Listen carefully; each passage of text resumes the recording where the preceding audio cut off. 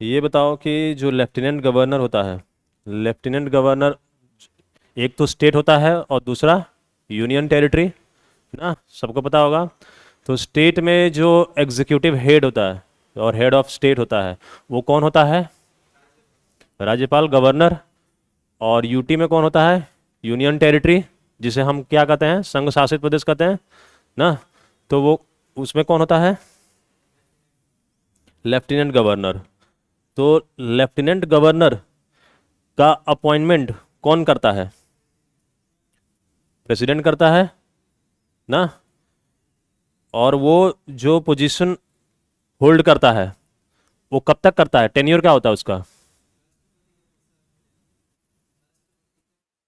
Yes, जब तक राष्ट्रपति की मर्जी है, ठीक है, during the pleasure of president. ठीक है, तो ये चीज़ याद रखना, उसका कोई लेफ्टिनेंट गवर्नर का फिक्स टेन्योर नहीं होता है। ठीक है, वो इलेक्टेड नहीं होता है, मतलब वो चुन के नहीं आता है, एग्जाम, हाँ, निर्वाचित होकर नहीं आता है, वो उसकी नियुक्ति होती है। ठीक है, नियुक्ति होती है, नहीं चुना होना, चुना कौन जाता है? मुख्यमंत्री या जो मिनिस्टर्स होते हैं वो चुन के आते हैं।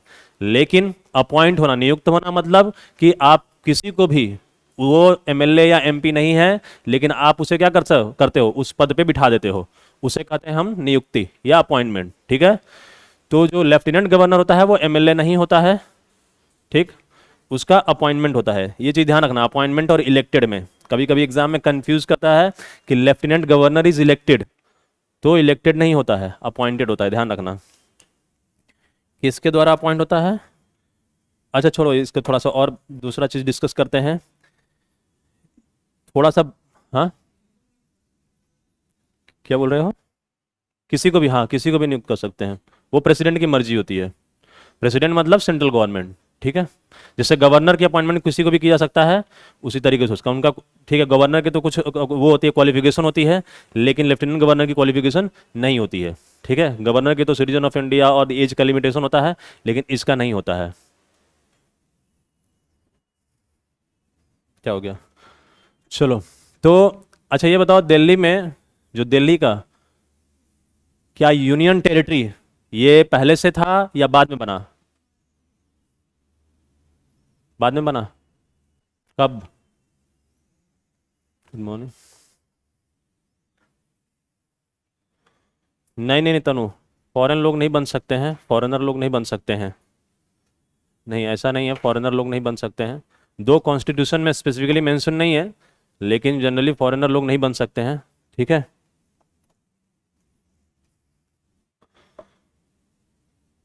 क्या किरण, क्या कह रहे हो आप? राज्यपाल क्या? बोलो। देखो, जो दिल्ली था, ठीक है, वो पहले चीफ कमिश्नर्स प्रोविंस था ना। चीफ कमिश्नर का प्रोविंस था 1950 से पहले। 1950 में क्या हुआ?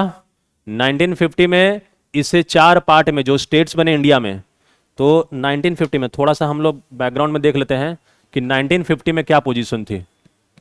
जब 1950 में कॉन्स्टिट्यूशन लागू हुआ, तो उस टाइम पे जो इंडिया था, इंडिया के जो स्टेट्स थे वो चार पार्ट में डिवाइड थे कॉन्स्टिट्यूशन में। कितने पार्ट में?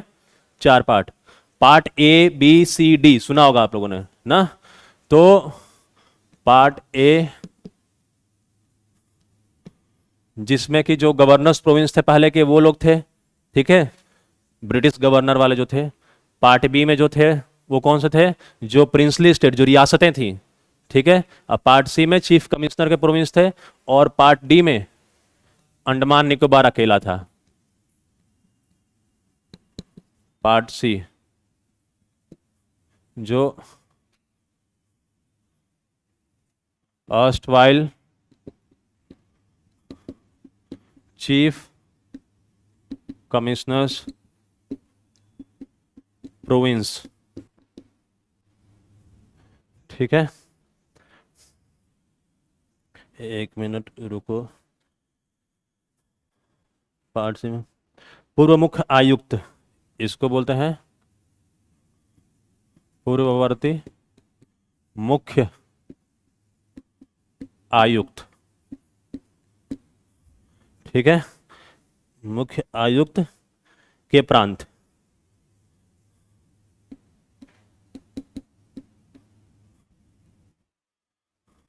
सही है। इसमें था दिल्ली, ये पार्ट सी में था दिल्ली ना, जब कॉन्स्टिट्यूशन इंप्लीमेंट हुआ था, लागू हुआ था 1950 में तो। और पार्ट डी में अकेला था, और दिल्ली के अलावा और भी थे। ठीक है, अभी फिलहाल हम लोग दिल्ली के अपॉइंटमेंट की बात कर रहे हैं एलजी का, तो हम लोग दिल्ली के बता रहे हैं। दिल्ली के अलावा और भी भोपाल वगैरह और भी बहुत सारे थे। पार्ट डी में अंडमान निकोबार। ठीक है, अंडमान एंड निकोबार। अब क्या हुआ, आपको पता है कि ये स्टेट क्या वैसे के वैसे ही रहे?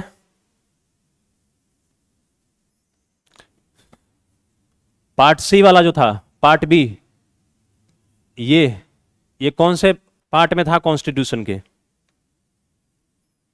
बोलो।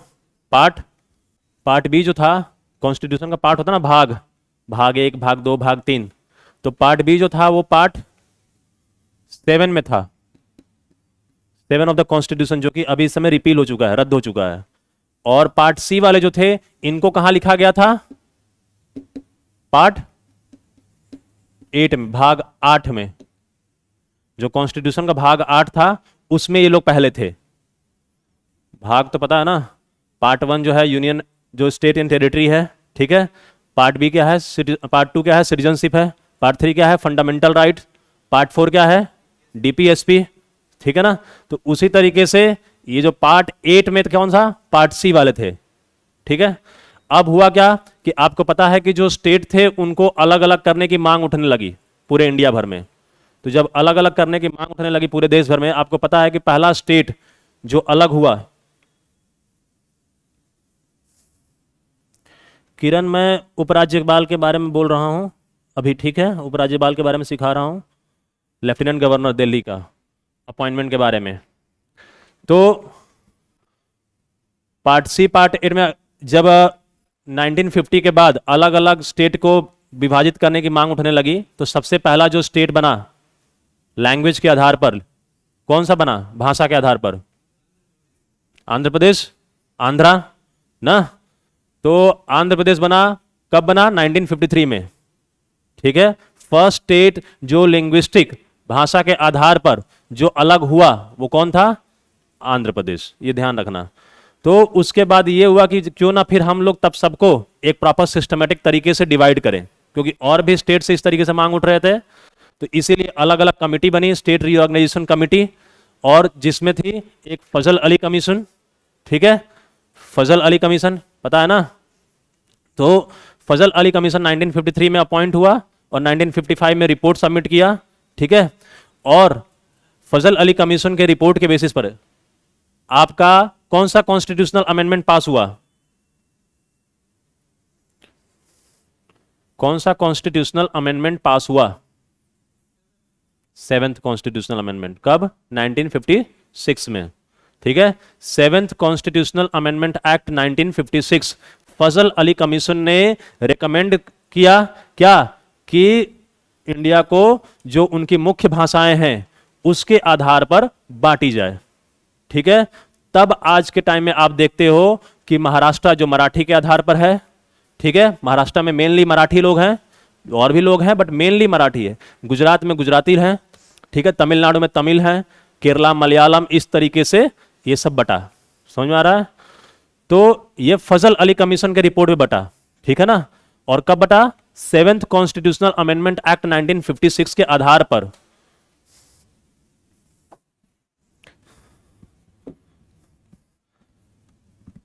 Seventh constitutional amendment act, 7th constitutional amendment act 1956। ठीक है, 7वां संविधान संशोधन अधिनियम। ठीक है ना, इसको संशोधन अधिनियम बोलते हैं।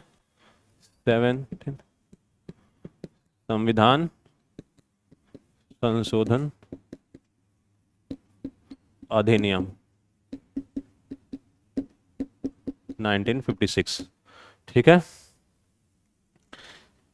कोई डाउट है? इसके आधार पर स्टेट्स रीऑर्गेनाइजेशन एक्ट 1956 पास हुआ। ठीक है, पता है ना, सुने यूटी टॉपिक हुआ है कि नहीं हुआ आप लोगों का, यूनियन टेरिटरी पॉलिटी में? नहीं हुआ है? नहीं हुआ है, ठीक है। किसका किसका हो गया है? सिर्फ आपका हुआ है और बाकी किसी का नहीं हुआ है? तो बोलो। हाँ, और किसी का नहीं हुआ है? तुम्हारा पता ही नहीं है? अबे हुआ है कि नहीं हुआ ये तो पता होगा ना। नहीं हुआ है, चलो ठीक है। आदर्श बता रहे हो गया है, तनु का भी हो गया है, चलो ठीक है, कोई बात नहीं। मैं ब्रीफली इसे डिस्कस कर दे रहा हूँ, ये पॉलिटी की क्लास नहीं है, लेकिन फिर भी मैं थोड़ा सा, इसलिए मैं थोड़ा सा डिटेल में बता देता हूँ, क्योंकि अगर आपका हो गया है तो अच्छी बात है, उनका रिवीजन हो जाएगा थोड़ा सा ब्रीफली, एक just summary type sort of. और जिनका नहीं हुआ है और कुछ उनका याद भी हो जाता है, क्योंकि जो जिनका हो गया रहता है वो काफ़ी टाइम भूल जाते हैं रिवीजन नहीं करने की वजह से, और जिनका नहीं हुआ है तो थोड़ा सा उनको ब्रीफली समझ में आ जाएगा, और फिर जब इसको डिटेल में पॉलिटी में पढ़ाया जाएगा तो उस टाइम इसको आप और अच्छे से लिंक कर सकते हो। ठीक है, और ये भी तब समझ सकते हो कि अच्छा ये टॉपिक इंपॉर्टेंट है, क्योंकि करंट अफेयर्स में ये टॉपिक चल रहा है या कभी था करंट अफेयर्स में। ठीक है ना, क्योंकि कॉन्स्टिट्यूशन में या सिलेबस के सारे क्वेश्चन, सारे टॉपिक से क्वेश्चंस नहीं आते हैं। जो टॉपिक करंट अफेयर्स में होता है जनरली लास्ट 1 ईयर में, जनरली दो, कभी कभी वो लोग 1.5-2 साल पहले से भी पूछ देते हैं, लेकिन अब हम लोग को तो एक टाइम लिमिट फिक्स करना पड़ेगा ना, तो 1 साल का हम लोग जनरली टाइम लिमिट फिक्स करके चलते हैं, और उसमें जो भी न्यूज़ में है उससे रिलेटेड हम लोग पढ़ते हैं। ठीक है, तो मैं इसको थोड़ा सा ब्रीफली समझा देता हूँ, इसलिए मैं थोड़ा सा इसको बैकग्राउंड में लेके गया, नहीं तो मैं, इसका एलजी का अपॉइंटमेंट हुआ है, इसमें कॉन्स्टिट्यूशनल प्रोविजन 239AA है। ठीक है, 69th कॉन्स्टिट्यूशनल अमेंडमेंट एक्ट 91 से हुआ है, इतना करके मैं निकल जाता था। ठीक है, जनरली करंट अफेयर्स में ऐसे 10 मिनट में करके निकल जाता है, लेकिन मैं थोड़ा सा इसलिए बैकग्राउंड में लेके जाता हूँ, क्योंकि मुझे पता है कि कुछ चीज़ें आप तो या तो भूल चुके हो रहते हो, या तो फिर आप लोग पढ़े नहीं रहते हो। ठीक है, या कन्फ्यूजन रहता है, तो वो थोड़ा सा क्लियर हो जाएगा। तो और कभी कभी ये भी होता है कि आप पढ़ते समय सोचते हो कि चलो ठीक है, इतना सारा टॉपिक पढ़ रहे हैं, या थोड़ा टॉपिक लाइटली पढ़ लेंगे तो क्या हो जाएगा, या टॉपिक में नहीं भी जाएंगे लेक्चर में तो क्या हो जाएगा। तो जब करंट अफेयर्स में आता है तब आपको समझ में आता है कि ओ अच्छा ये इंपॉर्टेंट है।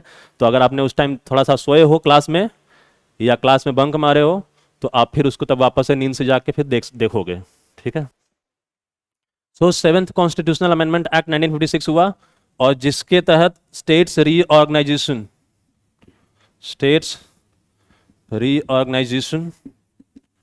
एक्ट 1956 पास हुआ। ठीक है, और इसके आधार पर क्या हुआ कि तब आपके जो स्टेट्स के डिवीजन हुए, जो आज का स्टेट है ना, वो कितने स्टेट्स हैं? 28, और यूनियन टेरिटरी 8। यस, तो 28 यूनियन टेरिटरी, क्योंकि बहुत से लोग अभी भी 29 और 7 में अटके हुए हैं, तो 29 और 7 नहीं है, 28 और 8 है। ठीक है, 8 में कौन सा है? चलो 8 के नाम बताओ। हाँ, दिल्ली अपना जहां से हो वहां तो कम से कम शुरू करो पहले। दिल्ली, पुदुचेरी, अंडमान निकोबार, जम्मू कश्मीर, लद्दाख, चंडीगढ़, हाँ वो हो गया, एक ही है। यस, और लक्षद्वीप। ठीक है, तो दादरा नगर हवेली एंड दमन दीव। ठीक है, ये दो नाम में लगता है चार चार हैं, लेकिन चार मतलब नाम ऐसे ही ना, दादरा एंड नगर हवेली, तो ये दो नाम हो गए आपको लगता है, और दमन एंड दीव दो नाम आपको लगता है। ये दो अलग अलग जगहों पे हैं, रियल में भी दो अलग अलग जगहों पे हैं। दादरा एंड नगर हवेली जो गुजरात के अंदर में थोड़ा सा आता है, ठीक है, और दमन एंड दीव गुजरात में ही दो जगह पे है। ठीक है, एक सूरत, एक तो आपका जो दादरा नगर हवेली जो है सिलवासा, जो सी कैपिटल है, उससे कुछ दूरी पे ही है। ठीक है, आप आधे घंटे के अंदर पहुंच सकते हो दामन। और दूसरा दीव है जो आपका सोमनाथ मंदिर के वेरावल साइड में है जो, ठीक है, तो वो दूरी पर है, लेकिन ये सबको एक ही यूनियन टेरिटरी माना जाता है। ठीक है, क्यों? पहले ये दो अलग अलग थे, दादरा नगर हवेली, अंडमान एंड दीव दो अलग अलग थे, लेकिन इसको 2019 में इसको मर्ज कर दिया गया। ठीक है, दोनों को एक करके मर्ज कर दिया गया, क्योंकि ये देखा गया कि दोनों छोटे छोटे हैं, तो दो छोटे छोटे अलग अलग रखने से अच्छा क्या है कि दोनों को मर्ज करके एक मिला दो, ताकि एडमिनिस्ट्रेशन कॉस्ट जो है वो कम होगा, जो प्रशासनिक खर्चे होते हैं वो थोड़ा कम होगा। दो अलग अलग उपराज्यपाल नियुक्त करना, दो अलग अलग अधिकारी, सब ऑफिस, सब चीज अलग अलग करने से अच्छा है एक जगह हो जाएगा। है बहुत छोटा, आप दमन को पूरे आधे घंटे में आप बाइक से घूम सकते हो, ठीक है, इतना छोटा है। तो दीव दीव का भी वही हाल है, तो इस दादरा नगर हवेली भी वैसा ही है। तो इसीलिए इनको मर्ज कर दिया गया, और पास में भी हैं चूंकि। तो ये जो 28 स्टेट्स, 28 स्टेट्स, दो इस टाइम पे जब बना था 1956 में, तो 1956 में आपके कितने स्टेट्स बने जो रीऑर्गेनाइजेशन हुआ ये कॉन्स्टिट्यूशनल अमेंडमेंट के हिसाब से, तो कितने स्टेट्स बने थे? क्या 28 पहले से ही थे? कितने? 14। और यूनियन टेरिटरी 6 ना। 1956 में बने 14 स्टेट्स और 6 यूटी। यस तनु, बिल्कुल सही। Yes Adarsh, yes yes Kiran, yes you are right, yes सबने सही बताया है। तो 1956 14 स्टेट्स एंड 6 यूटी 1956 में था, लेकिन आज के टाइम में है, आज हम 2022 की बात कर रहे हैं, तो यहां पर हो चुके हैं 28 स्टेट्स, ठीक है। 29 था जिसमें से जम्मू कश्मीर बाहर हो गया और वो यूटी में आ गया, ठीक है, और 8 यूटी हो गया है। समझ में आ रहा है आज के टाइम में। और ये जो स्टेट्स की जो नाम है कि 28 स्टेट्स हैं, 6 स्टेट्स हैं, ये सब कहां पर दिया हुआ है कॉन्स्टिट्यूशन में? शेड्यूल 1 में, ठीक है। ये सब दिए हुए हैं कहां पर? और मैं ये सब जो भी बता रहा हूं यहां से कहीं से भी आपको क्वेश्चन बन सकते हैं, ठीक है। तो ऐसा नहीं है कि मैं यहां पर टाइम बस कर रहा हूं, इसमें से कोई भी कहीं से भी किसी भी लाइन से क्वेश्चंस बन सकता है। यहां से भी बन सकता है question. 7th constitutional amendment act आ जाएगा, किसके रिगार्डिंग में है? तो ये है शेड्यूल 1। तो जरूरी नहीं है कि यहीं से बनेगा, लेकिन हाँ यहां से प्रोबेबल है कि बन सकता है क्वेश्चन। लास्ट यूटी जो अभी बना है आपका, एक तो 2019 में 5 अगस्त को आपका बना जम्मू एंड कश्मीर, और दूसरा जम्मू कश्मीर लद्दाख, सबसे लेटेस्ट तो यही बना है, ठीक है तनु। लेकिन हाँ मर्जर हुआ उसके बाद में इसका दादरा नगर हवेली अंडमान एंड दीव का। तो दादरा नगर हवेली अंडमान दीव नया यूटी नहीं है एक तरह से, वो पुराना ही था, बस उन दोनों को मर्ज करके एक कर दिया गया। और अगर आप बोलोगे कि पूरा नया एक तरह से कौन सा बना, तो वो बना जम्मू एंड कश्मीर लद्दाख, जो 5 अगस्त 2019 को आपको पता है कि आर्टिकल 370 हटा के बना था, ठीक है, प्रेसिडेंशियल ऑर्डर के रूप में, याद है ना? ओके चलो ठीक है। सो इतना क्लियर हो गया, शेड्यूल 1 में है। ये सब थोड़ा सा मैं ब्रीफली आपको बता दे रहा हूं कि ताकि आपको थोड़ा सा समझ में आ जाएगा कि क्या है यूटी का स्ट्रक्चर। हाँ बोलो।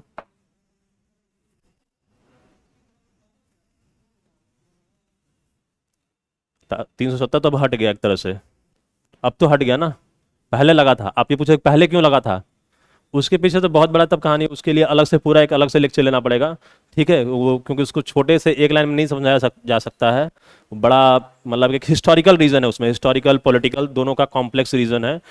तो उसमें क्या था कि वहाँ पर जम्मू कश्मीर में जो लोग थे, वहाँ के पहले रियासत थी राजा हरि सिंह, वो इंडिपेंडेंट रहना चाहते थे।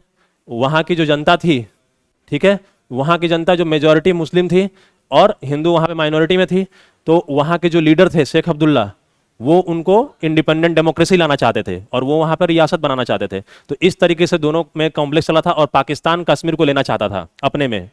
तो ये सब कॉम्प्लेक्स इशू था। फिर पाकिस्तान ने उसके ऊपर चढ़ाई कर दिया था, ठीक है, घुसपैठियों घुसाना शुरू कर दिया था।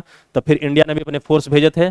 तब राजा हरि सिंह ने इंडिया पे जो इंस्ट्रूमेंट ऑफ एक्सेशन है वो साइन किया और इंडिया को सौंप दिया, ठीक है। और तब हमारी फोर्स गई थी, हमारी फोर्स जहां तक उनको खदेड़ पाई। और फिर क्या हुआ कि फिर नेहरू यूएन में जो एक सीज फायर पे जो साइन कर दिए, तो उसके वजह से जहां पर फोर्स थी वो वहीं पर रुक गई, और वही जो लाइन पर रुकी उसी को एलओसी कहते हैं आज के टाइम में। और जो जितने तक वो अंदर घुस चुके थे वही आज पीओके कहलाता है, पाकिस्तान ऑक्यूपाइड कश्मीर, जो कि पाकिस्तान के पास अभी भी है। पीओके बार बार सुनते होंगे आप लोग, गिलगित बल्तिस्तान पीओके, वो सब वही एरिया। तो वो एक अलग टॉपिक हो गया, उसको अलग से ठीक है, वो बड़ा टॉपिक है, तो अभी उसको फिलहाल नहीं डिस्कस करते हैं, यहीं पर आते हैं। तो ये हो गया, ठीक है, यूटी। अब उसके बाद क्या हुआ कि अब हम दिल्ली की बात करते हैं। तो दिल्ली 1956 में पहले तो पार्ट सी में था, ठीक है, 1950 में। और इसके बाद 56 में कहां पर आ गया? दिल्ली, यूटी में आ गया, ठीक है। अब 56 से यूटी था, यूटी मतलब कंप्लीट सेंट्रल गवर्नमेंट का यहां पर रोल था। जैसे कि आज चंडीगढ़ है आपका, या जैसे आपका लक्षद्वीप है, ठीक है, दमन दीव है, उसी तरीके से दिल्ली था।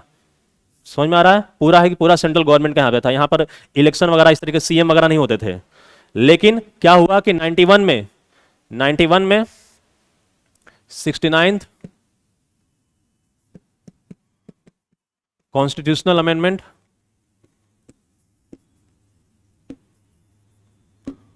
69th कॉन्स्टिट्यूशनल अमेंडमेंट एक्ट 91, संविधान, ये आपको पता ही होगा वैसे, संशोधन अधिनियम, ठीक है, इसको पास किया गया। और इसको पास किया गया 69th कॉन्स्टिट्यूशनल अमेंडमेंट एक्ट 91 को पास किया गया। और इसके थ्रू कॉन्स्टिट्यूशन में आर्टिकल 239 AA को इंट्रोड्यूस किया गया। आर्टिकल 239 AA, ठीक है।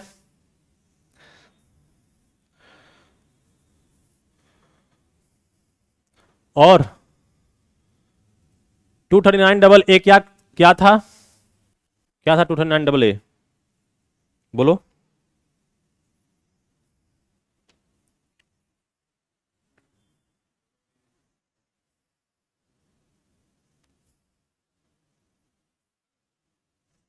किरण, जेएनके और लद्दाख को यूटी बनाने के क्या क्या फायदे हैं? ठीक है, मैं उसको थोड़ा सा रुक जा, बताता हूँ, ब्रीफली आपको बता दूंगा थोड़ा सा बाद। हाँ, यस, एनसीआर बनाया गया। इसको, इसका नाम दिया गया स्पेशल प्रोविजंस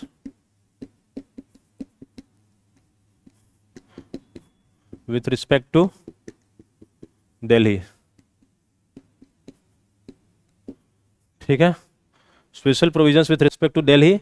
अब मैं इसको बताता हूं आपको कि क्या क्या है इसमें मुख्य बातें। सबसे पहले तो इसके थ्रू आपको स्पेशल स्टेटस दिया गया, दिल्ली को एक स्पेशल स्टेटस मिला, मतलब एक मुख्य स्थान। कैसे? कि जो दिल्ली का जो रीडेजिग्नेशन, दिल्ली को रीडेजिग्नेट किया गया, दिल्ली को रीडेजिग्नेट किया गया। पहले सिर्फ दिल्ली नाम था यूटी का, और दिल्ली का नाम चेंज करके क्या किया गया? एनसीटी, नई दिल्ली नहीं, एनसीटी, हाँ, national capital territory of Delhi, ठीक है, नेशनल कैपिटल टेरिटरी।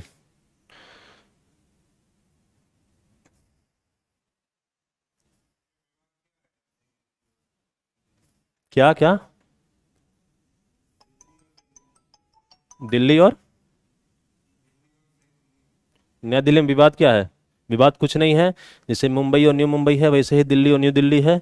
क्या होता है कि जैसे कि जब ये सिटी पुरानी है, ठीक है, तो दिल्ली जो थी आज की चांदनी चौक वगैरह सब जो है, ये पहले पुरानी उस टाइम दिल्ली जो फेमस थी, मतलब डेवलप था। आपको पता है ना कि यहीं पर मुगलों का शासक था, तो यहाँ पर मेन कैपिटल था, पहले सारे ऑफिसर्स वगैरह यहाँ पर होते थे। अब उसके बाद क्या हुआ कि उसके बाद जब ये सब कंजस्टेड हो गया, तो इसलिए फिर थोड़ा सा इधर से हट के दूसरे जगह पे, और उन लोगों ने न्यू दिल्ली वगैरह एरिया जो डेवलप किया उन लोगों ने। तो इसलिए दिल्ली और न्यू दिल्ली सब कुछ नहीं है। बस क्या होता है कि दिल्ली मतलब जब से बात किया जाता है तो वो मतलब पहले से जो हिस्टोरिकली डेवलप होकर सिटी आया है वो, और फिर वो कंजस्टेड हो जाता है, तो इसलिए उन लोग नया एक जगह बनाते हैं। लेकिन न्यू दिल्ली भी और दिल्ली एक ही है, मतलब दिल्ली को ही न्यू दिल्ली दिल्ली कहते हैं। बस न्यू दिल्ली मतलब थोड़ा सा नया जगह को डेवलप कर दिया उन लोगों ने। तो आप क्या कर रहे हो कि इसमें क्या विवाद, कहाँ विवाद हुआ गया? कौन विवाद कर रहा है? हाँ,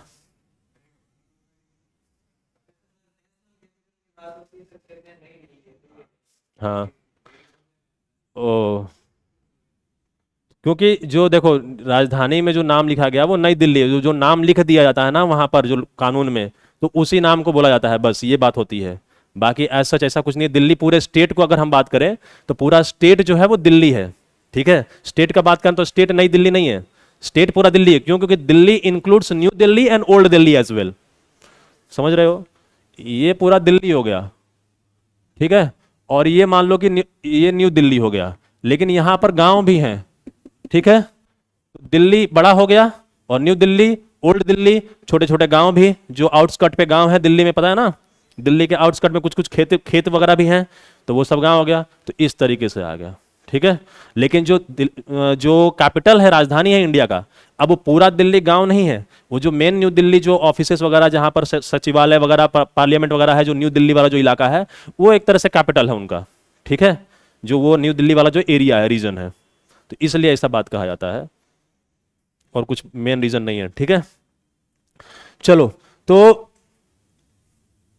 जो दिल्ली को रीडेजिग्नेट किया गया, और उसके बाद और क्या चेंजेस हुए बताओ।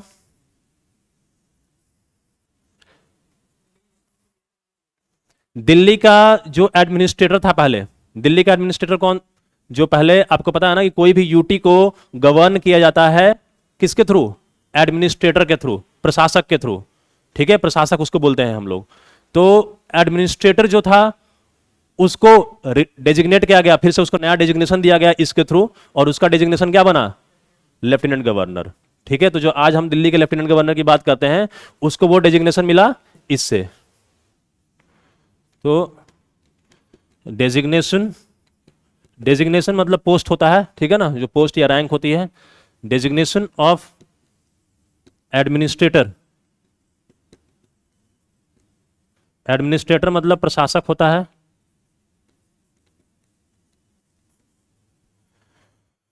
वो चेंज टू, और वो लेफ्टिनेंट गवर्नर लिख सकते हो, ठीक है। सो 239AA के थ्रू दिल्ली को जो डेजिग्नेशन है वो एनसीटी ऑफ दिल्ली, एनसीटी मतलब नेशनल कैपिटल टेरिटरी, ठीक है, national capital territory of Delhi किया गया।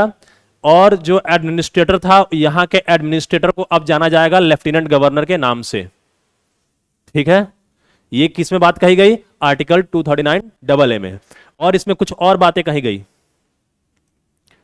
क्या, कि अब तक जो दिल्ली था वो कंप्लीट यूटी था, तो यहां पर इलेक्शंस वगैरह नहीं होते थे, तो इसमें यह बात कही गई कि अब यहां पर लेजिस्लेटिव असेंबली भी होगा। क्या होगा, लेजिस्लेटिव असेंबली भी होगा, और काउंसिल ऑफ मिनिस्टर्स भी होंगे। लेजिस्लेटिव असेंबली मतलब जो आपकी विधानसभा होती है, ठीक है ना, विधानसभा। इस आर्टिकल के थ्रू अब लेजिस्लेटिव असेंबली भी होगा,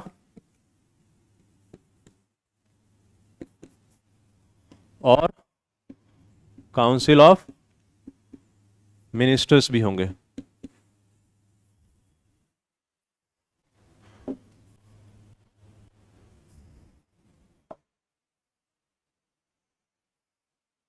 ठीक है। इसको आप विधानसभा बोल सकते हो, और ये हो गया आपका मंत्रिपरिषद, ठीक है।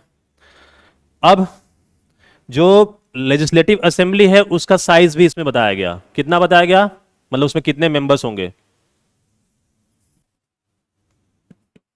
साइज ऑफ लेजिस्लेटिव असेंबली कितना था, कितने मेंबर रहेंगे, कितने, 90 नहीं, 70, ठीक है। 70 सीटें होती है ना यहां पर विधानसभा में। यहां विधानसभा कितने सीटें हैं, एडमिनिस्ट्रेटर के बाद, एडमिनिस्ट्रेटर के बाद ये लेफ्टिनेंट है, एलटी, लेफ्टिनेंट को एलटी डॉट इस तरीके से शॉर्ट फॉर्म में लिखते हैं, ठीक है। आदर्श LT, lieutenant governor, lieutenant governor लिखा हूं आदर्श, उपराज्यपाल। तो साइज ऑफ लेजिस्लेटिव असेंबली कितना हो गया, 70। अब काउंसिल ऑफ मिनिस्टर्स की भी साइज फिक्स की गई, ये तो विधानसभा की साइज हो गई। काउंसिल ऑफ मिनिस्टर्स जो मंत्री परिषद होगा, मंत्री परिषद की साइज क्या होगी, 15%। हाँ, अच्छा, और बताओ कोई, बताओ नेहा, नेहा का हुआ है बताओ, तुम्हारा हुआ है ना टॉपिक, बताओ। मिनिमम 12। चलो ठीक है, बताओ। और कोई ऑनलाइन वाले कोई बताओ। काउंसिल ऑफ मिनिस्टर्स की साइज क्या रहेगी मैक्सिमम? नहीं पता? चलो ठीक है, बताता हूँ। पिंटू ने बताया है मिनिमम 12, तनु ने बताया है 15%। ओके, ठीक है, मैं बता देता हूँ तब। ये जो आप लोग बता रहे हो minimum 12 maximum 15% of legislative assembly, ये आपका स्टेट के रिस्पेक्ट में होता है। जो राज्य होता है ना, राज्य, संघ शासित प्रदेश नहीं, जो राज्य होते हैं आपके स्टेट्स, उसका ये आप बता रहे हो, ठीक है। उसमें मिनिमम 12 होते हैं और मैक्सिमम कितना होता है? 15% of strength of legislative assembly, ठीक है। लेकिन इसमें आर्टिकल 239 जो है ये कहता है कि मैक्सिमम कितने होंगे? 10% ऑफ लेजिस्लेटिव असेंबली, मतलब कितने? 7। 1 + 6 ministers, chief minister plus 6 ministers रहेंगे, ठीक है। कितने हो जाएंगे? 7 हो जाएंगे ना। 10% 70 का निकालोगे तो कितना आएगा? कितना आएगा? 7 ही आएगा ना, सही है ना। परसेंटेज एक जीरो हटा दोगे 10% निकल जाएगा, ठीक है। तो 7। क्लियर हो गया सबको? सो काउंसिल ऑफ मिनिस्टर्स की मैक्सिमम साइज जो होगी वो 7 होगी। अब बताओ, जो स्टेट का लेजिस्लेटिव पावर है, जो लेजिस्लेटिव पावर मतलब कि किस किस मुद्दों पे आपको पता है कि आपके जो जो लेजिस्लेटिव पावर है जो गवर्नमेंट का, वो यूनियन लिस्ट, स्टेट लिस्ट और कॉन्करेंट लिस्ट, इन तीनों में डिवाइडेड है ना। कौन से शेड्यूल में है? 7th शेड्यूल में है। तो जो दिल्ली की जो सरकार है, दिल्ली की विधानसभा है, ये किन किन लिस्टों पे अपनी जो लॉ है वो पास कर सकती है? यूनियन लिस्ट पे पास कर सकती है। दिल्ली विधानसभा की बात कर रहा हूं मैं, दिल्ली विधानसभा, Delhi legislative assembly union list पे कानून बना सकती है? नहीं बना सकती है। कौन बनाएगा? सेंट्रल गवर्नमेंट, ठीक है ना। तो फिर किस पे बनाएगी ये? किन किन को छोड़कर? और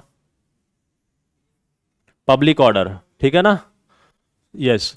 तो जो दिल्ली का, ये हम लोग बात कर रहे हैं दिल्ली का, हाँ ठीक है, सिर्फ दिल्ली की बात कर रहे हैं। पुदुचेरी के केस में वो लोग सब पे बना सकते हैं, लेकिन दिल्ली के केस में ही एक्सक्लूड किया गया है। ये ध्यान रखना। आर्टिकल 239 का हेडिंग देखोगे तो क्या है? Special provisions with respect to Delhi, ठीक है। तो ये दिल्ली की बात हो रही है।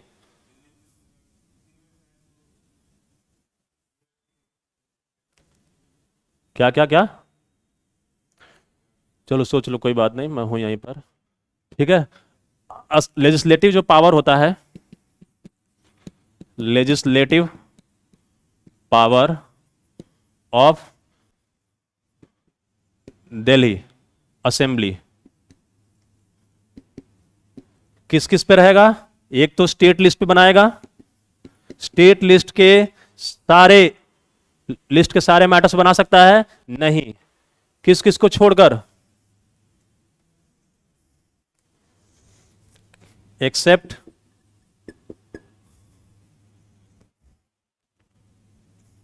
पीपीएल, ठीक है।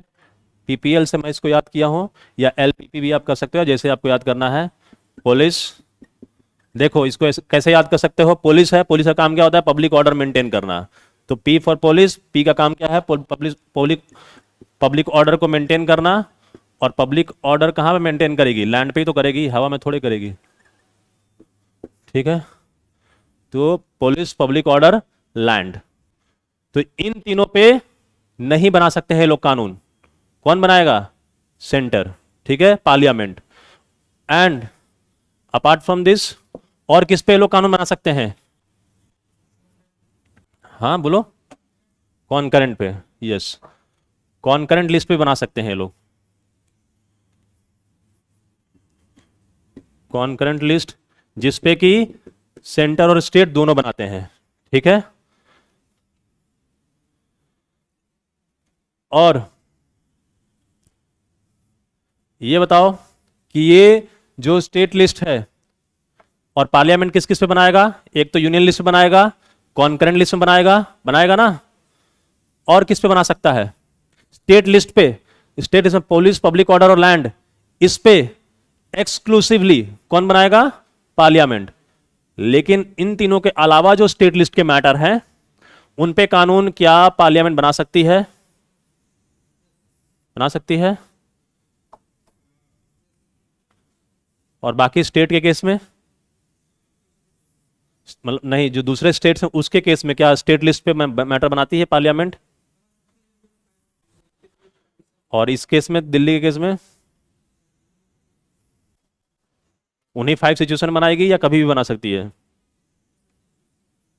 दिल्ली के केस में याद रखना, दिल्ली के केस में पार्लियामेंट को कॉन्करेंट पावर है, पार्लियामेंट चाहे तो किसी पे भी कानून बना सकती है, पार्लियामेंट के पास पावर है दिल्ली के केस में, ठीक है। दिल्ली के केस में पार्लियामेंट के पास पावर है क्या? यूनियन लिस्ट पर तो वो हमेशा ही बना सकती है एक्सक्लूसिवली, और किस पे बना सकती है? कॉन्करेंट लिस्ट में बना सकती है, वो तो उसका पावर है ही, कॉन्स्टिट्यूशनल पावर। और पुलिस, पब्लिक ऑर्डर और लैंड, इस पे एक्सक्लूसिव पावर, एक्सक्लूसिव मतलब सिर्फ और सिर्फ उसी को पावर है। लेकिन इसके अलावा जो स्टेट लिस्ट के मैटर है उस पे पार्लियामेंट भी बना सकती है और स्टेट भी बना सकती है, ठीक है। अब सोचोगे कि दोनों में कॉन्फ्लिक्ट होगा तो मतलब दोनों में टकराव हो गया कि किसका लॉ प्रिवेल करेगा, तो पार्लियामेंट का ही प्रिवेल करेगा, ठीक है। ये आर्टिकल 239 डबल ए में लिखा हुआ है, ओके, ठीक है ना। ऐसे मत देखो, आर्टिकल 239 ए डबल ए में जो लिखा हुआ मैं वही बता रहा हूं, ठीक है। हाँ बोलो, क्या बोल रहे हैं सर? क्या आया था? हाँ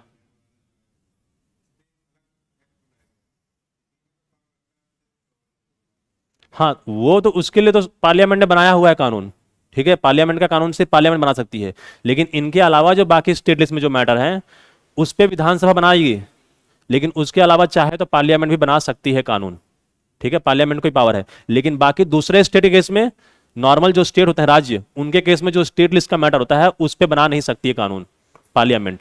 लेकिन यहां पर चूंकि ये क्यों दिया गया, क्योंकि ये यूनियन टेरिटरी भी है, तो यूनियन टेरिटरी होने के साथ की वजह से इसलिए इसको पावर दिया गया है, ठीक है। ये प्योर, क्योंकि ये कंप्लीट स्टेट नहीं है, ये नॉर्मल स्टेट नहीं है दिल्ली, ये ध्यान रखना।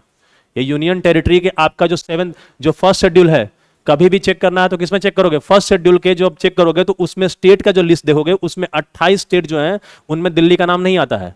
दिल्ली का नाम कहां आता है? यूनियन टेरिटरी के लिस्ट में आता है, ठीक है। इस वजह से कोई और डाउट है तो बोलो।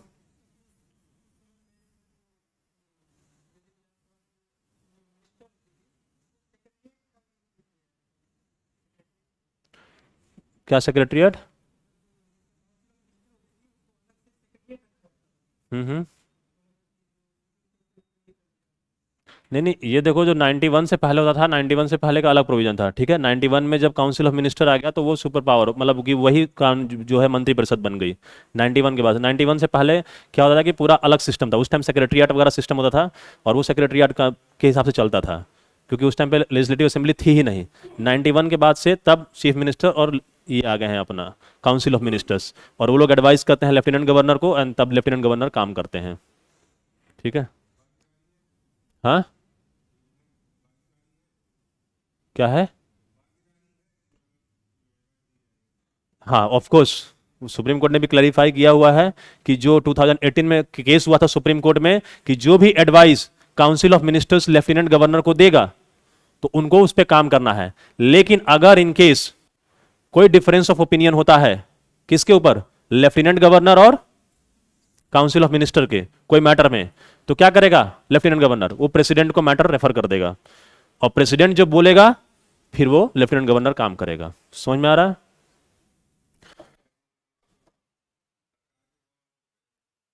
क्या हो गया?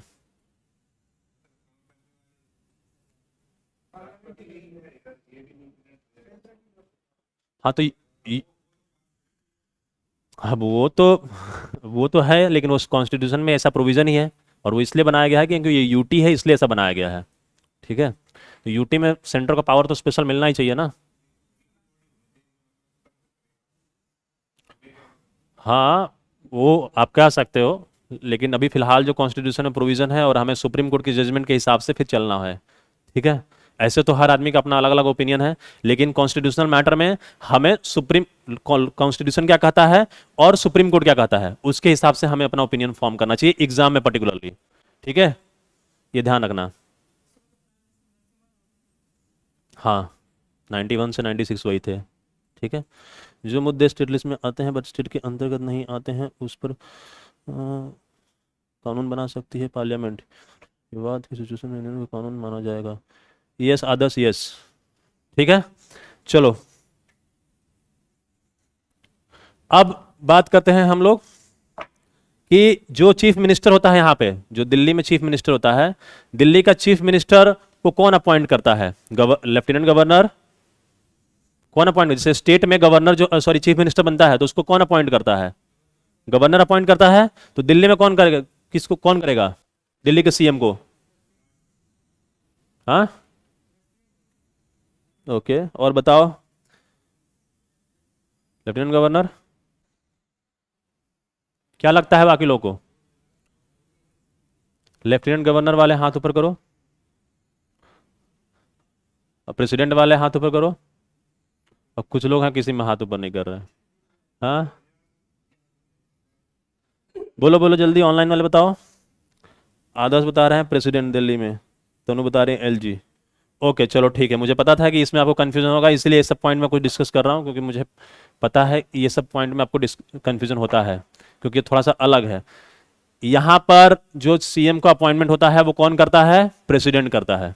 कौन करता है? प्रेसिडेंट, लेफ्टिनेंट गवर्नर नहीं। ठीक है, ये ध्यान रखना। चीफ मिनिस्टर,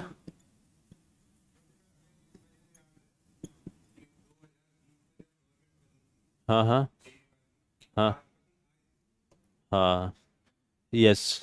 तो यस, तो आप थोड़ा सा अगर अवेयर हो, न्यूज़पेपर वगैरह पढ़ रहे हो या इधर उधर देख रहे हो, तो आप अगर नहीं भी आपको पता है तो कॉमन सेंस लगा के आप कर सकते हो इस तरीके से। यस, आप सही बहुत कह रहे हो। Chief minister is appointed by president. ठीक है, नॉट लेफ्टिनेंट गवर्नर, ध्यान रखना इस चीज को। और अदर मिनिस्टर्स भी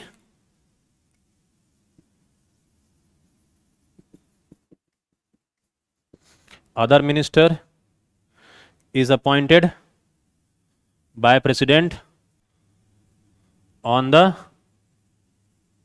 advice of whom? Council of, और sorry chief ministers, chief minister. ठीक है,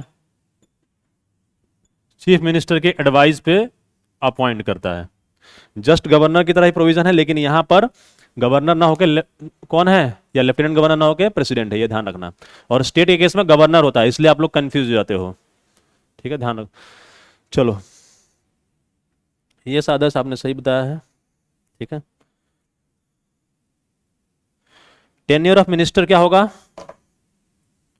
टेन्योर ऑफ मिनिस्टर बोलो। जब तक बहुमत है, ये संविधान में तो ऐसा चीज नहीं लिखा हुआ है। दो होता है वही वैसे, लेकिन नहीं, वैसे वैसा नहीं होता है। बहुमत तो मान लो कि जो मिनिस्टर बनते हैं बीच में कई बार मिनिस्टर चेंज होते रहते हैं, बहुमत होता है तो भी होता है ना, होता है। बहुमत होने के बावजूद भी मिनिस्टर्स को निकाला जाता है, हटाया जाता है, रिजाइन करते रहते हैं, तो इसका मतलब जब तक बहुमत है तब तक नहीं। क्या होना चाहिए? किस? हाँ, एंटी डिफेक्शन पे। हाँ ठीक है, उसको बता दो। चलो ठीक है, उस पर मैं किसी दिन ले लूंगा, कोई बात नहीं, मैं उस पर लूंगा। टेन्योर ऑफ मिनिस्टर जो होता है वो क्या होता है?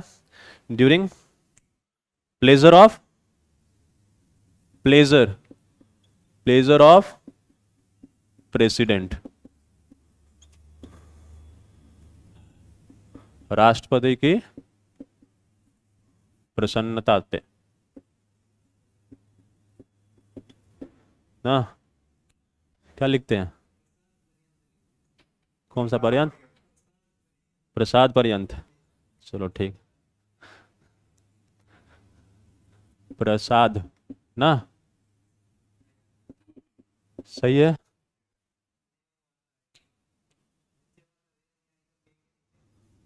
ये अब ठीक है? ठीक है, ओके, कोई बात नहीं। आप समझ जा रहे हो ना? पिंटू, सीएम के मन president minimum and maximum 5 years. Pintu क्या कह रहे हो सीएम के मन पे? क्या क्या कहना चाह रहे हो पिंटू, जरा क्लैरिफाई करो थोड़ा। टेन्योर मीन्स लक्ष्मी अवधि। टेन्योर मीन कार्यकाल आप लिख सकते हो। टेन्योर मीन्स कार्यकाल, ये लॉ है भाई। ठीक है, चलो, यस आदर्श ने बिल्कुल सही लिख दिया है। अब इसके बाद जो टेन्योर हो गया, अब मैंने आपको ये बता दिया कि in case of difference of opinion, in case of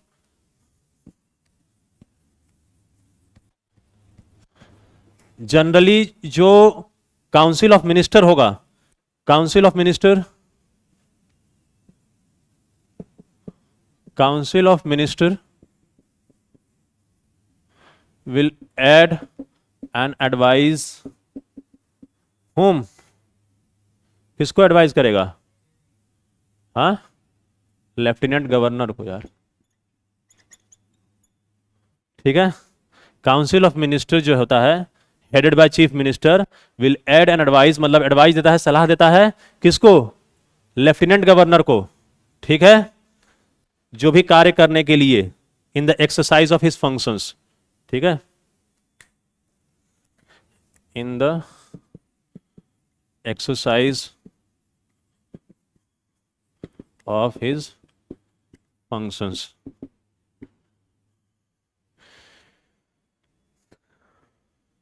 accept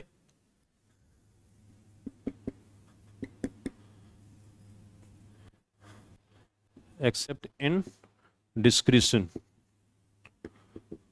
discretion of LG.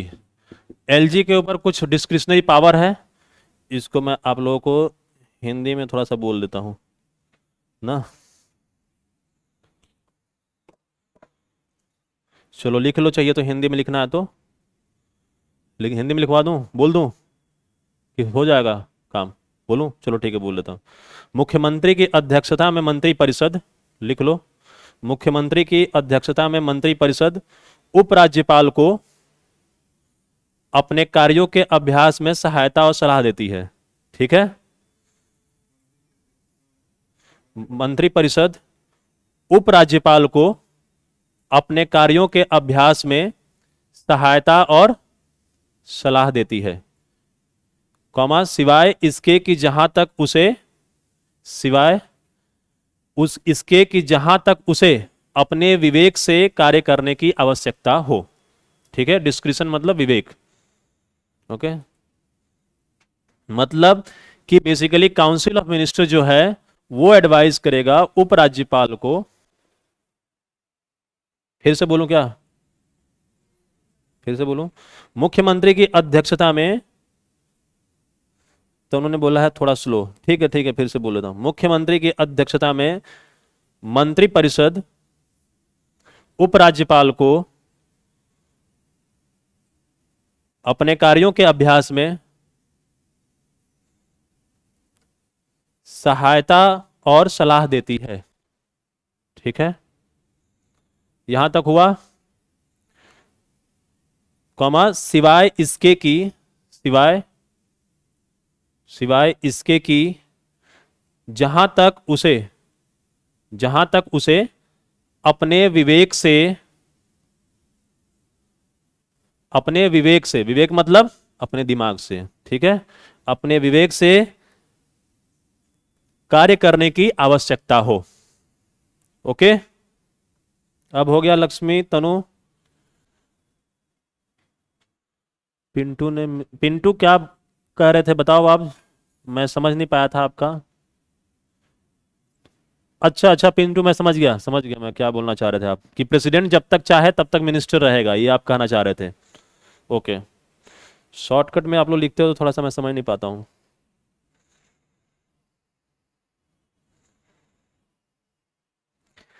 चलो, लेकिन इन case of difference of opinion, चलो मैं हिंदी में ये वाला भी हिंदी में ही बोल देता हूं, ठीक है।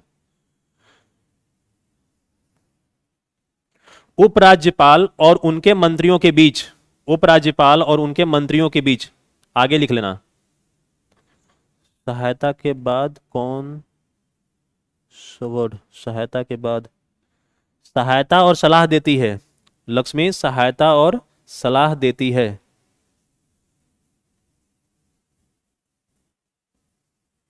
सिवाय इसके कि जहां तक उसे अपने विवेक से कार्य करने की आवश्यकता हो।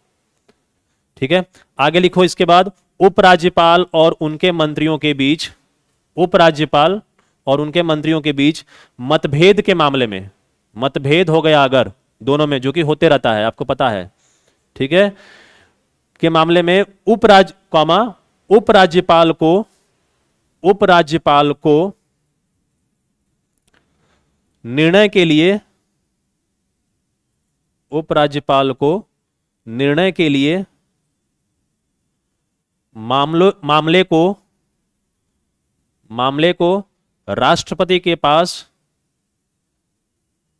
मामले को राष्ट्रपति के पास भेजना होता है।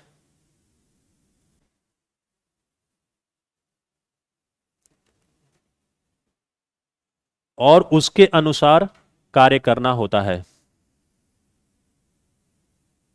फिर से मैं एक बार रिपीट कर दे रहा हूं जिन लोगों का छूट गया है। उपराज्यपाल और उनके मंत्रियों के बीच मतभेद के मामले में, कॉमा,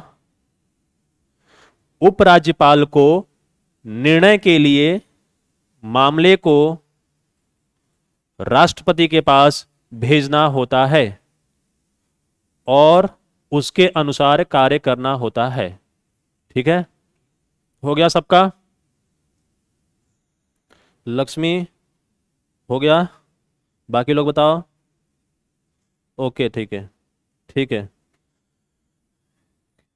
चलो, ये थोड़ा सा बड़ा लाइन था तो मैंने आपको बता दिया ताकि आपको कंफ्यूजन ना हो समझने में, ठीक है, क्योंकि सारा विवाद इसी पे चलता है, दिल्ली में सारा विवाद इसी पे चल रहा है, तो इसलिए मैं थोड़ा सा इसको आपको बता।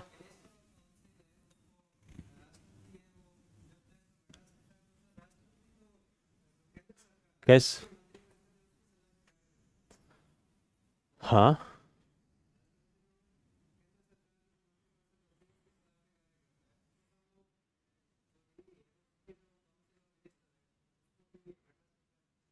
आप ये कह रहे हो कि जब मैं बोल रहा था कि प्लेजर ऑफ प्रेसिडेंट के टेन्योर जो उसकी कार्यकाल है वही कह रहा था ना? हाँ, वो टेन्योर ऑफ, भले ही उनका जो कार्यकाल होता है, मैंने आपको बताया कि प्लेजर ऑफ प्रेसिडेंट का होता है, ठीक है, ये कॉन्स्टिट्यूशन में लिखा हुआ है, लेकिन इसका इंटरप्रिटेशन, इसकी व्याख्या इस प्रकार है कि जब तक उनको बहुमत रहेगा, ठीक है, तब तक उनको नहीं हटाया जा सकता है। अगर किसी मिनिस्टर को हटाना है, सीएम के अलावा अगर कोई और मिनिस्टर को हटाना है, तो सीएम क्या करेगा? सीएम प्रेसिडेंट को एडवाइस करता है क्या कि इस मिनिस्टर को हटा दीजिए आप, ठीक है। तो भले ही उसमें लिखा हुआ है during the pleasure of president, लेकिन रियल में क्या होता है कि जब तक उनकी मेजॉरिटी होती है तब तक वो सरकार में होते हैं, ठीक है, वो संविधान में लिखा हुआ है ऐसा। लेकिन प्रेसिडेंट की मर्जी अपनी खुद की मर्जी नहीं होती है, किसकी मर्जी होती है? काउंसिल ऑफ मिनिस्टर की। समझ में आ रहा? तो अगर किसी मिनिस्टर को हटाना है तो किसकी मर्जी चलेगी? एक्चुअल में सीएम की मर्जी चलती है, ठीक है। तो जो कार्यकाल है उसका भले ही प्रेसिडेंट का प्लेजर पे है, लेकिन वो रियल में सीएम के प्लेजर पे होता है, ठीक है। क्लियर हो गया? और डिफरेंस ऑफ ओपिनियन हो गया। तो आपको पता ही है, अगर मान लो कि in case of difference of opinion, जो मैंने भी आपको बताया मतभेद के मामले में, in case of difference of opinion हो गया अगर, तो क्या होगा? Matter will be refer to, LG will refer matter to whom? President, and then act accordingly, and act accordingly,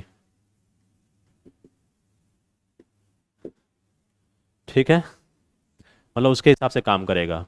तो ये चीज ध्यान रखना आप लोग। और इसके ऊपर सुप्रीम कोर्ट में केसेस भी हुए हैं, ठीक है। सुप्रीम कोर्ट में केस भी हुआ है कि डिफरेंस ऑफ ओपिनियन होगा तो क्या एलजी अपने मन से काम कर सकता है, तो सुप्रीम कोर्ट ने कहा है कि एलजी जो है वो काउंसिल ऑफ मिनिस्टर के एडवाइस पे काम करेगा, अपने मन से कार्य नहीं करेगा। लेकिन हाँ, अगर कोई विवाद होता है तो उस मैटर को प्रेसिडेंट को भेज सकता है और तब उसके हिसाब से काम करेगा। ये चीज सुप्रीम कोर्ट ने क्लैरिफाई किया गया है। ठीक है, अब आगे इसमें एक प्रोविजन और है आगे। अगर मान लो 239 AB जो है वो ये कहता है कि अगर आपके पास कॉन्स्टिट्यूशनल जो ब्रेकडाउन हो जाता है, आर्टिकल 356 प्रेसिडेंट रूल लगता है ना, आपको पता है प्रेसिडेंट रूल राष्ट्रपति शासन किसमें लगता है, आर्टिकल 356। लेकिन अगर दिल्ली में अगर प्रेसिडेंट रूल लगाना है तो कैसे लगेगा? हाँ, तो वैसे वैसे ही लगेगा। किसके लेकिन रिपोर्ट पे लगेगा? यस, लेफ्टिनेंट गवर्नर के रिपोर्ट पे लगेगा, ये ध्यान रखना। और ये लेकिन जो प्रोविजन है वो कौन से आर्टिकल में लिखा हुआ है? ये 356 के प्रोविजन में नहीं है, ये है आपका 239 AB, 239 AB, article 239 AB, provision in case of failure of constitutional machinery. और बेसिकली प्रेसिडेंट रूल कह सकते हो, ठीक है, जो कि सिमिलर टू आर्टिकल 356 है। बस इसमें फर्क यह है कि जो आर्टिकल 356 में क्या है कि गवर्नर के रिपोर्ट पे राष्ट्रपति शासन लगाया जाता है स्टेट में। ठीक है, गवर्नर के रिपोर्ट पे लगाया जाता है। इसमें किसकी रिपोर्ट पे लगाएगा? इसमें गवर्नर नहीं होता है, कौन होता है? Lieutenant governor. तो लेफ्टिनेंट गवर्नर के रिपोर्ट पे लगाएगा on the basis of, on the report of lieutenant governor. और अदरवाइज और ऐसे दूसरे वजह से भी लगा सकता है, लेकिन एक लेफ्टिनेंट गवर्नर का भी रिपोर्ट पे लगा सकता है, या फिर अन्यथा कारणों से भी लगा सकता है। ठीक है, प्रेसिडेंट रूल के लिए आपको पता ही है कौन सा केस है फेमस केस, कौन सा case? Yes, SR Bombay case है 94 ना। यस, तो वो प्रेसिडेंट रूल के लिए लैंडमार्क केस है SR बम्बई, वो आप प्रेसिडेंट रूल में पढ़ोगे। ये सब चीज आप डिटेल में एनी में पढ़ोगे, यूनियन टेरिटरी जब आपको कराया जाएगा, ठीक है, तो आप पढ़ोगे ही डिटेल में। मैं आपको ब्रीफली कुछ बता दिया। ये जो दोनों प्रोविजन थे आर्टिकल 239 AA और 239 AB, ये दोनों 69th कॉन्स्टिट्यूशनल अमेंडमेंट,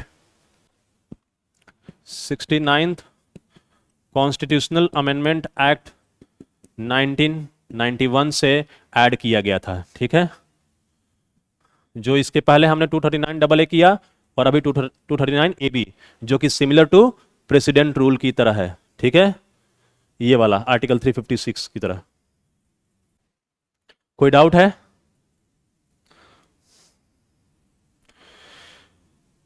अब और कुछ, और ऑर्डिनेंस पावर जो है, ऑर्डिनेंस पावर, ऑर्डिनेंस पता है ना आपको? हाँ, तो ऑर्डिनेंस पावर किसके पास है यहां पर? और ऑर्डिनेंस पावर है कि नहीं है?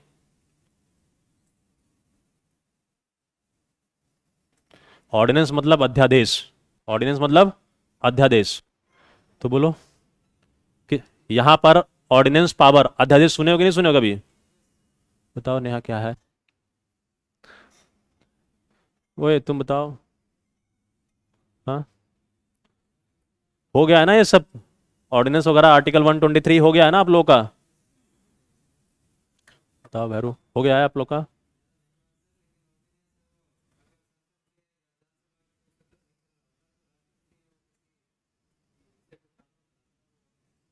यस, तो अगर कोई सेशन जो है असेंबली का, ठीक है, अगर जो 123 है वो है सेंटर के लिए, ठीक है ना, तो अगर मान लो कि, सॉरी, स्टेट के लिए, तो अगर प्रेसिडेंट के पास पावर होता है कि क्या होता है?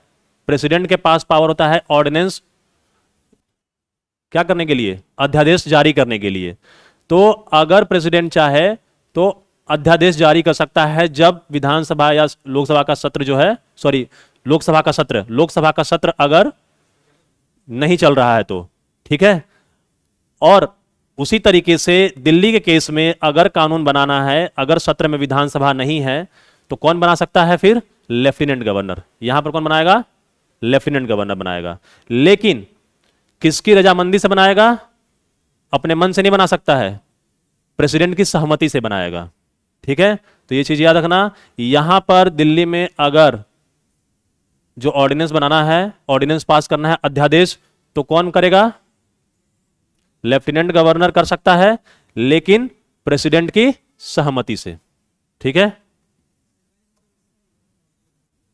हाँ, काउंसिल ऑफ मिनिस्टर का एडवाइस होता है, ठीक है। कोई डाउट है? चलो ठीक है, तब आगे चलते हैं। ये मेन प्रोविजन था, जो लेफ्टिनेंट गवर्नर का जो अपॉइंटमेंट था दिल्ली का, वो हुआ प्रेसिडेंट के द्वारा। और दिल्ली जो है, दिल्ली के लिए जो स्पेशल प्रोविजन बना है वो आर्टिकल 239AA में है। और वो कैसे आया? वो 69th कॉन्स्टिट्यूशनल अमेंडमेंट एक्ट 91 के थ्रू आया, ठीक है। ये चीज ध्यान रखना। और उसमें दिल्ली को रीडेजिग्नेट किया गया NCT of Delhi, that is national capital territory of Delhi. उसमें एडमिनिस्ट्रेटर को डेजिग्नेट किया गया, क्या? Lieutenant governor. उसी में लेजिस्लेटिव असेंबली बनता है, विधानसभा, जिसकी साइज कितनी की गई? 70, ठीक है। और उसमें काउंसिल ऑफ मिनिस्टर की स्ट्रेंथ कितनी होगी? मैक्सिमम 10%, दैट इज 7, ठीक है। और फिर काउंसिल ऑफ मिनिस्टर्स होंगे, वो किसको एडवाइस करेंगे? लेफ्टिनेंट गवर्नर को। वो उनके एडवाइस पे काम करेगा। अगर डिफरेंस ऑफ ओपिनियन होता है, मतभेद होता है, तो क्या करेगा? प्रेसिडेंट को मैटर रेफर कर देगा, और फिर प्रेसिडेंट का जो आदेश आएगा उसके हिसाब से काम करेगा, ठीक है। और यहां पर जो अभी मैंने बताया कि अगर जो प्रेसिडेंट रूल लगता है, तो प्रेसिडेंट रूल लगता है, लेकिन वो आर्टिकल 356 की तरह ही लगता है, लेकिन वो आर्टिकल 239AB में है, ठीक है। ये चीज ध्यान रखना बस। और किसके रिपोर्ट पे लगेगा? लेफ्टिनेंट गवर्नर के रिपोर्ट पे। ये मैंने थोड़ा सा ब्रीफली आपको बता दिया, बाकी आप डिटेल में आगे जब पूरा यूटी है उसके बारे में, और भी यूटी के बारे में सब पढ़ोगे आप लोग, ठीक है। हाँ, नहीं नहीं, ये भी में नहीं है, वो अलग आर्टिकल है, ठीक है। हाँ, उसका आर्टिकल 239B है, 239B, ठीक है। वो 27th कॉन्स्टिट्यूशनल अमेंडमेंट एक्ट 1971 से आया था, ओके। क्या बोल रहे हो? 27th constitutional amendment act 1971, 27th। बिना सेशन के कोई बिल पास कराना, जो अभी फार्मा से रिलेटेड 3 बिल थे। यस तनु, यस, बिना सेशन के पास करा सकते हैं। अगर इमरजेंसी होती है तो उस ऑर्डिनेंस को पास कराया जाता है। कोई इमरजेंसी है, सेशन में नहीं है सभा, तो उस केस में पास कर दिया जाता है, और फिर उसको अप्रूवल लिया जाता है। जब वापस से सेशन स्टार्ट होगा तो विद इन 6 वीक आपको अप्रूवल लेना होता है, ठीक है। वो ऑर्डिनेंस का रूल्स होता है, और नहीं लोगे तो क्या होगा? वो लैप्स हो जाएगा। चीज ध्यान रखना। ये सब मैं ऐसे डिटेल में जाते रहूंगा तो एक से एक ऐसे निकलते रहेगा, और पता चलेगा मैं काफ़ी डिटेल में फिर चले जाते रहूंगा, तो ये कभी ख़त्म ही नहीं होगा, क्योंकि यहाँ से ऑर्डिनेंस निकलेगा, फिर ऑर्डिनेंस कहीं और जाएगा। तो इस तरीके से तो थोड़ा सा मैं डिस्कशन को कम करता हूँ, ठीक है। और यहीं दिल्ली तक ही रहते हैं हम लोग, रेस्ट ऑफ इंडिया में नहीं जाते हैं अभी फिलहाल, और मेनली यूटी तक, ठीक है। यूटी का जो थोड़ा सा प्रोविजन बता दिया, बाकी और एक चीज़ और याद रखना, यूटी में जो संघ शासित प्रदेश होते हैं, ठीक है, उसको कौन गवर्न करता है? एडमिनिस्ट्रेटर के थ्रू गवर्न किया जाता है, ठीक है। लेकिन मेन गवर्न कौन करता है? मेन उसका हेड कौन होता है? प्रेसिडेंट होता है। जो जितने संघ शासित प्रदेश होते हैं उसका जो मेन हेड होता है एक तरह से, वो कौन होता है? प्रेसिडेंट होता है, ध्यान रखना, ठीक है। वो किसके थ्रू काम कार्य करता है? लेफ्टिनेंट एडमिनिस्ट्रेटर के थ्रू। और एडमिनिस्ट्रेटर की अलग अलग रैंक दी जा सकती है, जिसमें कि एक लेफ्टिनेंट गवर्नर एक रैंक है, ठीक है। एडमिनिस्ट्रेटर के थ्रू करता है, और उसको चाहे तो उसी को एडमिनिस्ट्रेटर को ही रैंक, सिर्फ नाम उसका डिजिग्नेशन चेंज किया जा सकता है, और उसी को कहा जा सकता है क्या? लेफ्टिनेंट गवर्नर, ठीक है। जैसे दिल्ली के केस में लेफ्टिनेंट गवर्नर है, ठीक है। पुदुचेरी के केस में लेफ्टिनेंट गवर्नर है। हाँ, नहीं, लेकिन यहाँ पर अभी फिलहाल में जो चल रहे हैं वो या तो एडमिनिस्ट्रेटर चल रहे हैं या तो लेफ्टिनेंट गवर्नर चल रहे हैं, ठीक है, हाँ पहले चीफ कमिश्नर भी था पहले। आगे बढ़े, किसी को कोई डाउट है, ऑनलाइन वाले किसी को कोई डाउट है तो पूछ लो, या यहाँ पर भी किसी को कोई डाउट है तो बताओ, नहीं तो हम आगे बढ़ते हैं। अब किसी को कोई डाउट नहीं है, चलो ठीक है। ऑनलाइन वाले ना तो हाँ बोलते हैं ना बोलते हैं, ठीक है। दूर होते हैं तो उसका फायदा उठाते हैं क्योंकि उनको पता है कि कर क्या लेगा। हाँ हाँ,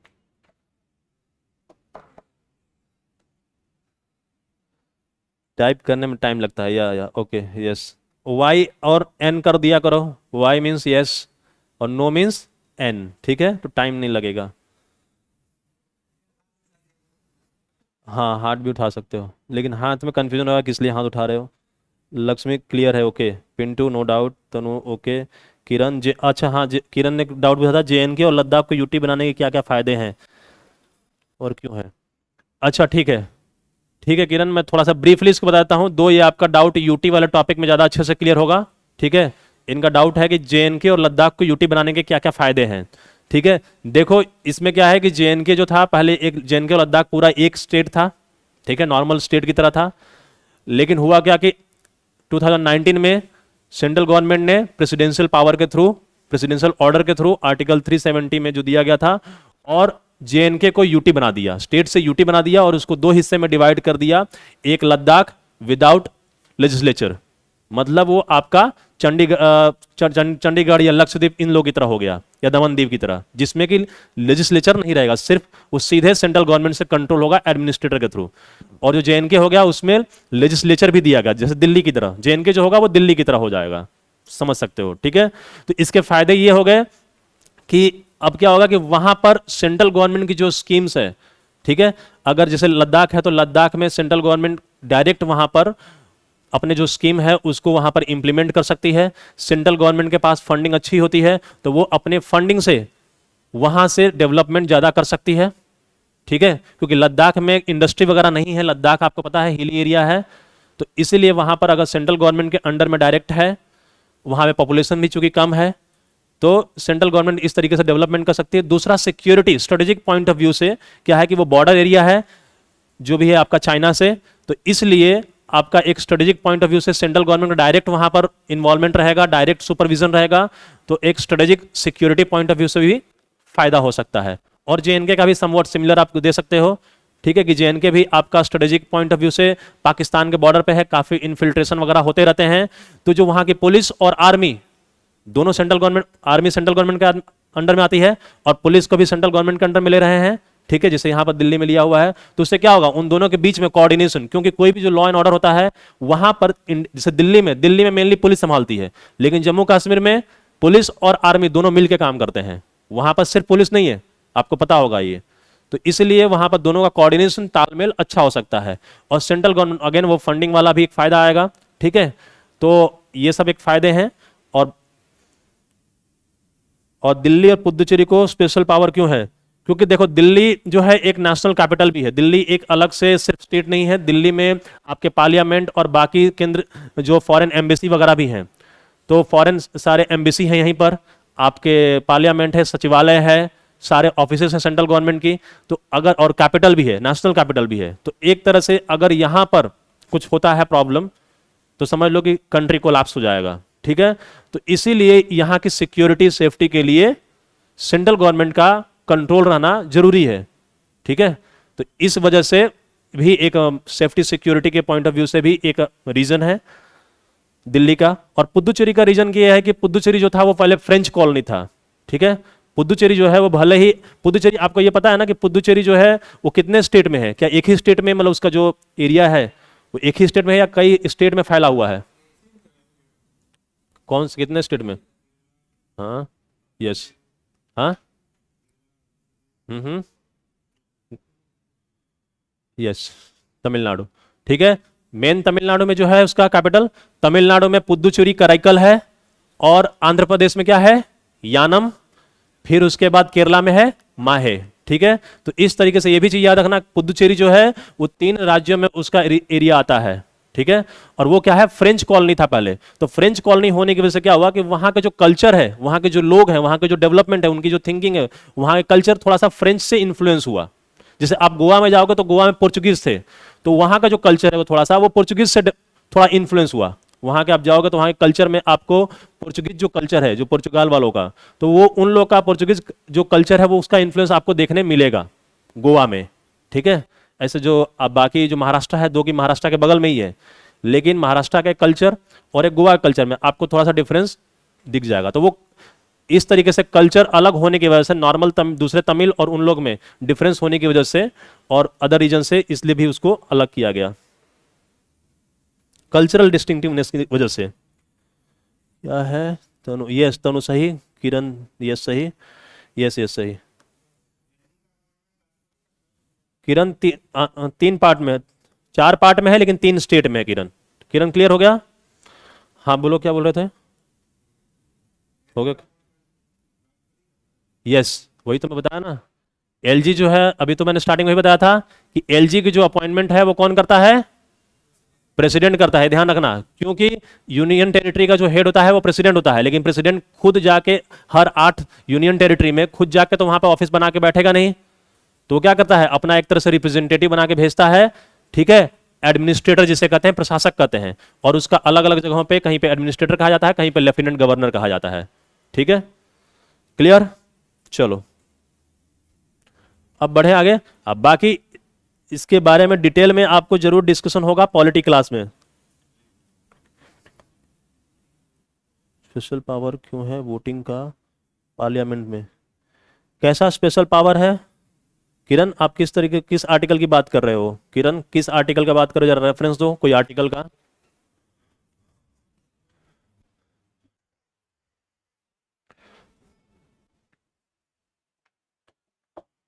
चलो इस पे क्वेश्चन एक कर लेते हैं, फिर आगे बढ़ते हैं। ठीक है, क्वेश्चन करना है? चलो क्वेश्चन कर लेते हैं, फिर तब आगे बढ़ जाते हैं।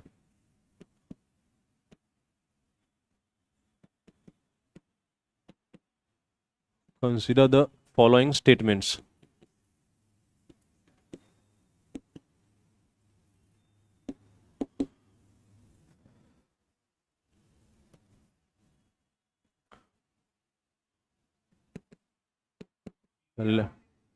हाँ हाँ दूंगा। अभी तो कुछ फिक्स नहीं है, let's see. Lieutenant governor is appointed by president, then council of minister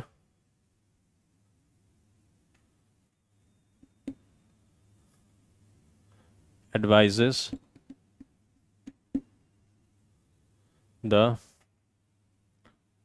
lieutenant governor.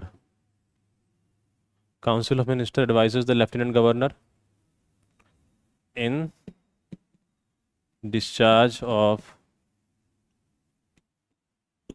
his functions.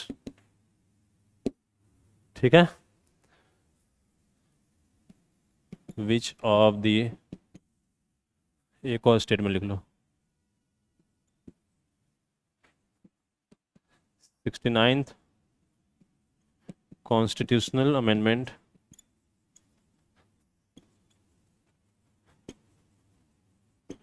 Act 1991, 69 को gave special status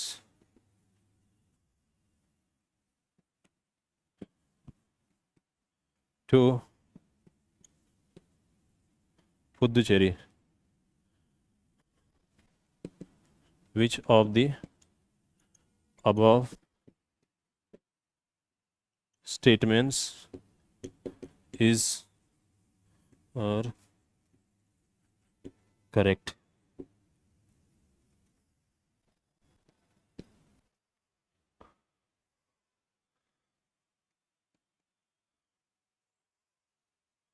only one,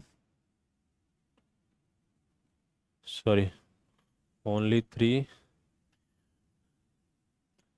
only one and two, C, only two and three, D, one two and three.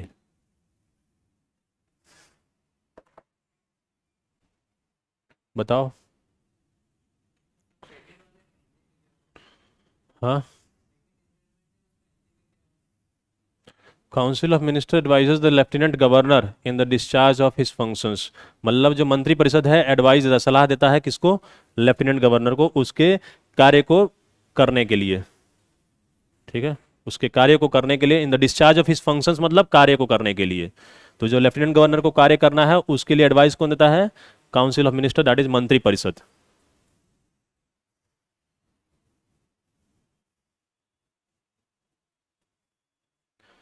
Okay,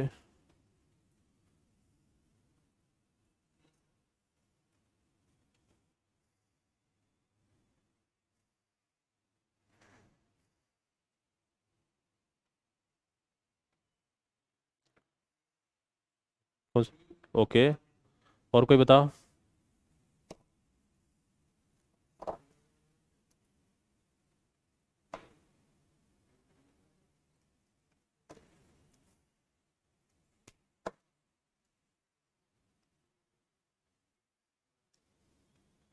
हम्म,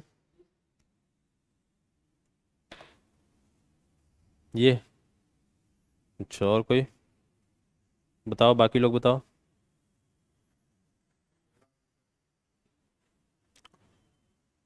बोलो बोलो, जल्दी जल्दी बोलो, यहाँ से बोलना शुरू करो। कौन सा? ओके, हाँ बताओ, बोलो। ओके, तुम बोलो। ए और ये वाला, तुम बोलो तब तक। ठीक है, तुम बताओ।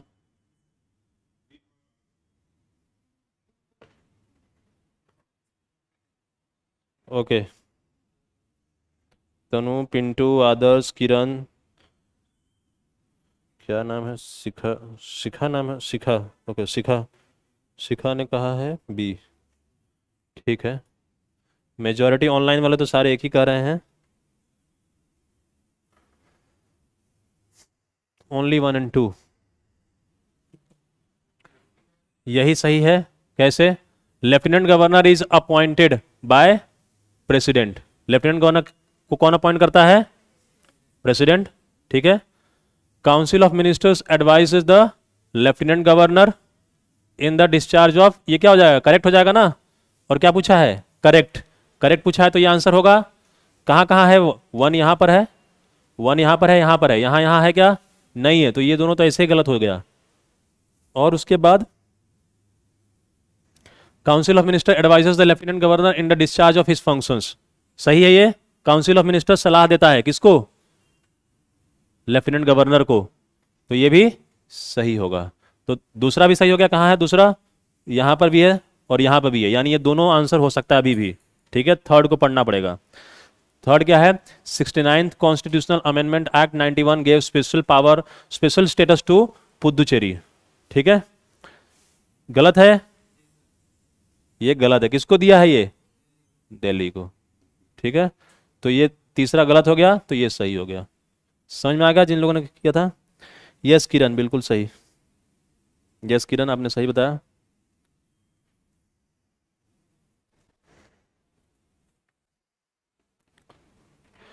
किरण, आपने जो डाउट पूछा दिल्ली और पुदुचेरी को स्पेशल पावर क्यों है वोटिंग का पार्लियामेंट में, देखो, एक तो आप इसको अगर आर्टिकल का आपके पास कोई रेफरेंस हो दे देना, नहीं तो देखो मैं बता सकता हूं जो थोड़ा सा लॉजिक से, कि वोटिंग का पावर पार्लियामेंट में इस तरीके से है कि वहां पर दिल्ली और पुदुचेरी से आपके राज्यसभा के जो मेंबर हैं वो जाते हैं।